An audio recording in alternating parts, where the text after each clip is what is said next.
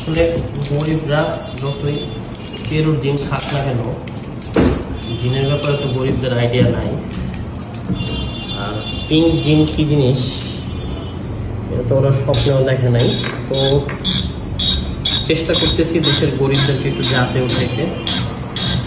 এটার অংশ হিসাবে নিয়ে আসছি হোয়াইটলি নীল জিন। এটা একটা পিঙ্ক গ্রেপফ্রুট জিন। গ্রেপফ্রুটের কারণে এটার যে ফ্লেভারটা ওয়ান্ডারফুল টেস্ট আসে। এটা একমাত্র যারা পশ গরিব না তাদের জন্য।